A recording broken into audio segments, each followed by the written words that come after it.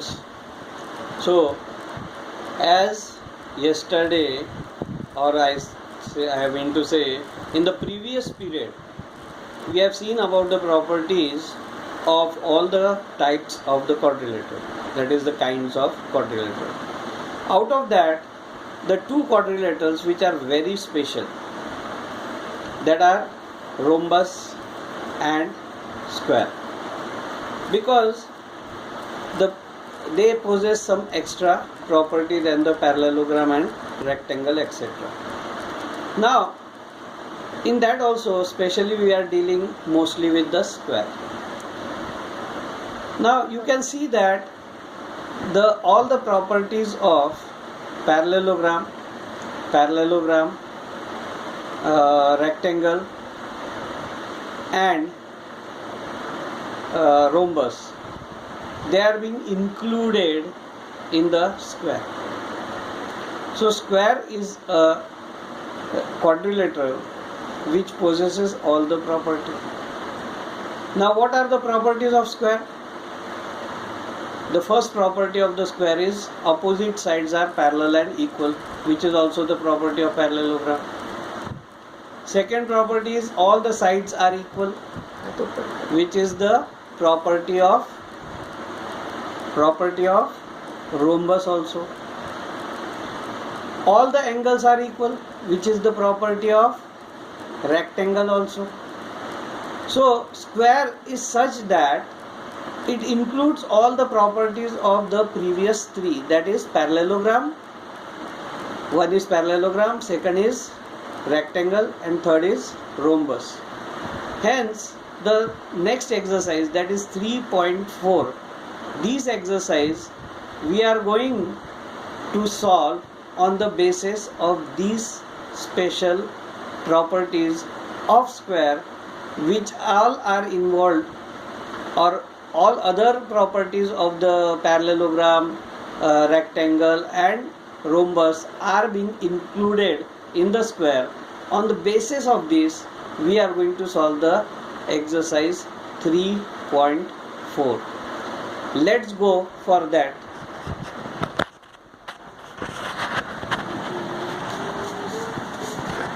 Now in this exercise 3.4, you can see here the exercise 3.4. Here in this exercise, I will read the question and the answer we will discuss. See, the first question is, in the first one, A, all rectangles are squares. All rectangles are squares.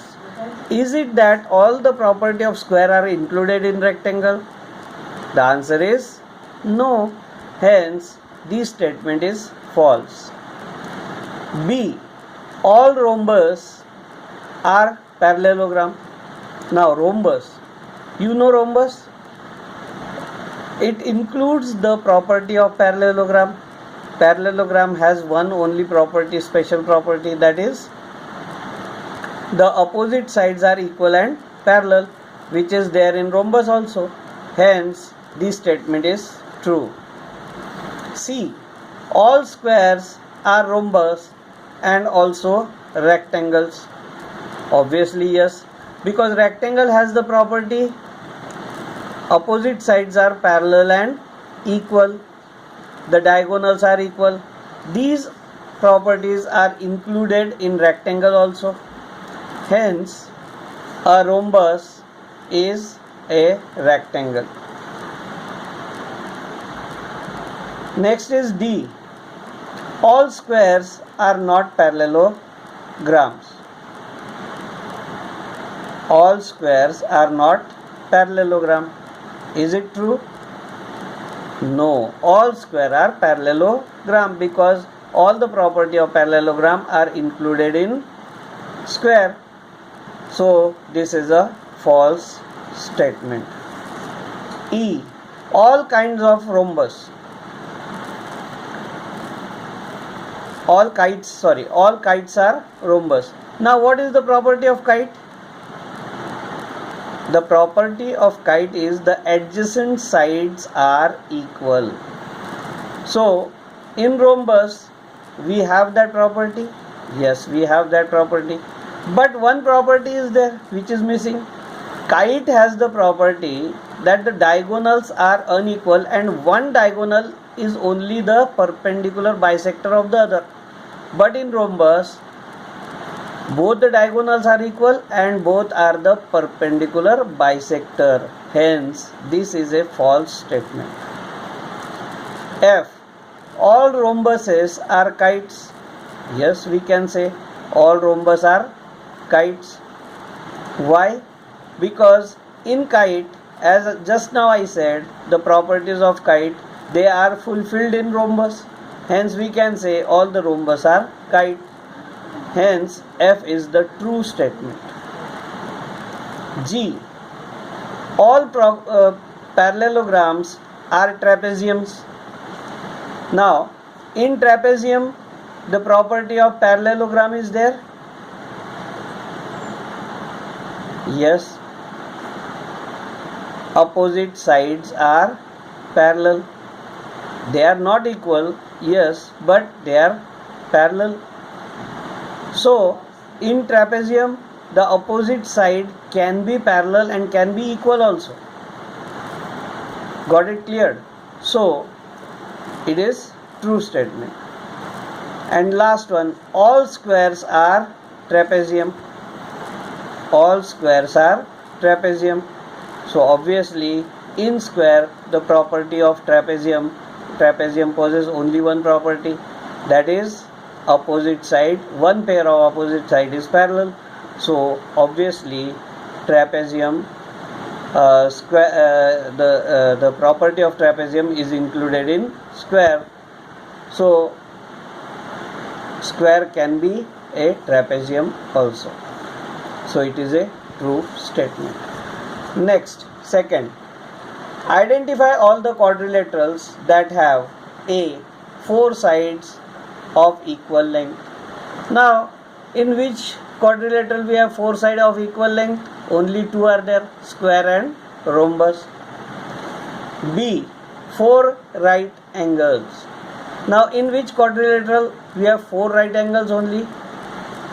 That is rectangle. All the 4 angles are right angle, and in square all the 4 angles are right angle. So rectangle and square. Next is third one. In the third one, the question is explain how a square is a quadrilateral, a parallelogram, a rhombus and a rectangle.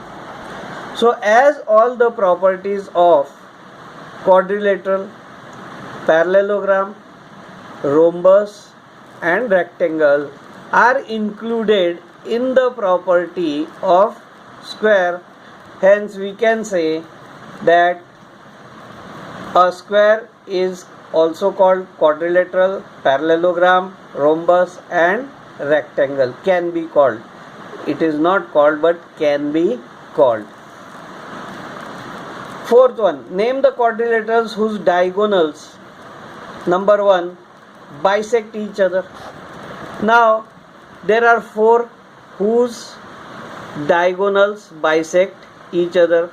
In parallelogram it happens, in rectangle it happens, in rhombus it happens, and in square also it happens. The diagonal bisect each other. Second is the diagonals are perpendicular bisector of each other. Now these happens in only 2, rhombus and square. The diagonals of rhombus and square only in all the quadrilaterals, they bisect each other, or they are perpendicular bisector of each other.